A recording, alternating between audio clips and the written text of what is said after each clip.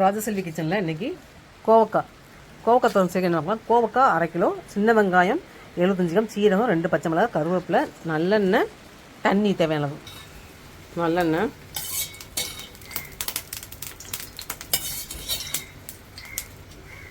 கடுகு, கருவேப்பிலை. நல்லெண்ணெய் கூட ஸ்பூன் ஊற்றிக்கலாம். கடுகு கருவேப்பிலை பொரிஞ்சோடனே எடுத்துடலாம். லைட்டாக வதங்கினோடனே தண்ணி ஊற்றி வேக வச்சிடலாம். கோவக்காய் சேர்த்துடலாம்.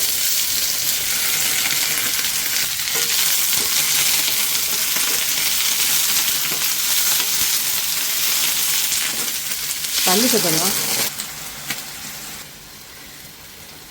கோவக்காய் தோரம் செய்யறதுக்கு தண்ணி ஊற்றி வேக வைப்பேன். அப்படியே வேக வச்சுட்டு அதுக்கப்புறம் நல்லா வெந்ததுக்கப்புறம் கொஞ்சம் மஞ்சத்தூள் போட்டு இந்த சின்ன வெங்காயம், சீரகம், பச்சை மிளகாய் 2 பச்சை மிளகாய் எடுத்துக்கணும். இதை வந்து குறன்னு நுணுங்கி போட்டு அதுக்கப்புறம் லாஸ்ட் இறக்க போகிற ஸ்டேஜில் ஒரு சில தேங்காய் அளவுக்கு தட்டி போட்டு உப்பு போட்டு கழுவினா கோவக்காய் தோரம் ரெடி ஆகிடும். இப்போ கோவக்காய் முடிச்சிடலாம். இது வேறு கொஞ்சம் டைம். இந்த மாதிரி கோவக்காய் வைக்கும் போது வேறு ஏதாவது வேக போட்டு அடுத்து வேறு ஏதாவது நம்ம சமையல் இருந்தால் பார்க்கலாம். ஏன்னா அந்தளவுக்கு வேக கொஞ்சம் டைம் ஆகும்.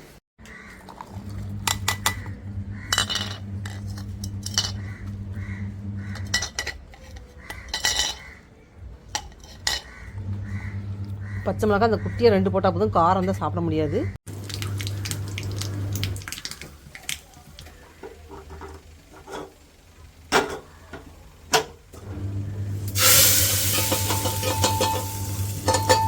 வெறும்பருப்பு, தக்காளி, சிறிய உள்ளி எல்லாம் போட்டு வச்சது.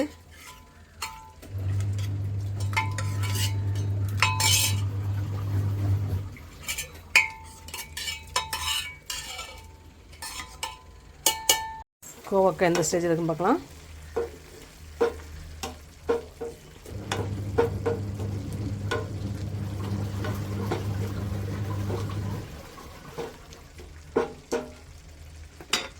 கோவக்காய்க்கு தேங்காய் தூள் இந்த அளவுக்கு ஒரு 1.5 செல் அல்லது 2 செல் எடுத்துக்கலாம், இல்லை 1 செல் எடுத்துக்கலாம். நான் வந்து இதில் 1.5 செல் அளவுக்கு எடுத்துருக்கேன். கொஞ்சம் மஞ்சள் போட்டுடலாம், உப்பு கொஞ்சம் போட்டுடலாம்.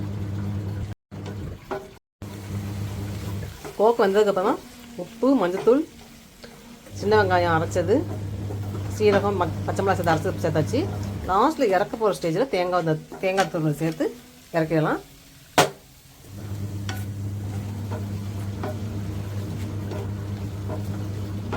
தண்ணி சேர்த்து வேக வைக்க பார்த்தீங்களா, அதனால் ஃபஸ்ட்டு வெங்காயம்லாம் போடக்கூடாது.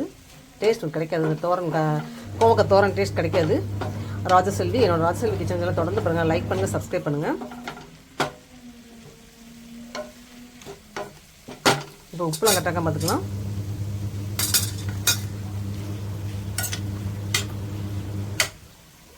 இந்த பச்சை வடை போகணும். பச்சை மிளகாய் எல்லாம் அரைச்சி எடுத்துருக்கோம்ல, சீரகம், அந்த பச்சை வடை போகணும். உப்பு கொஞ்சம் அதிகம் போச்சு. தேங்காய் படை பூந்தரில் பார்ப்போம். டேஸ்ட் அருமையாக இருக்குது.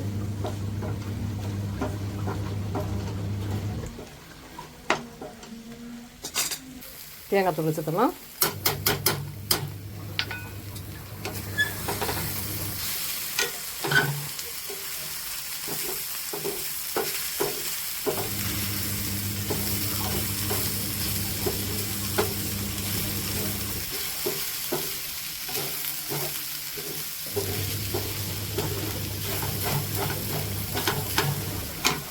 ஸ்டவ் ஆஃப் பண்ணிடலாம்.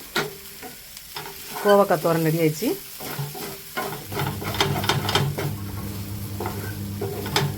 என்றைக்குமே தேங்காய் பூ போட்டு ரொம்ப நேரம் போட்டு கிண்டக்கூடாது. உடனே ஸ்டவ் ஆஃப் பண்ணி போட்டுட்டு கொஞ்ச நேரத்தில்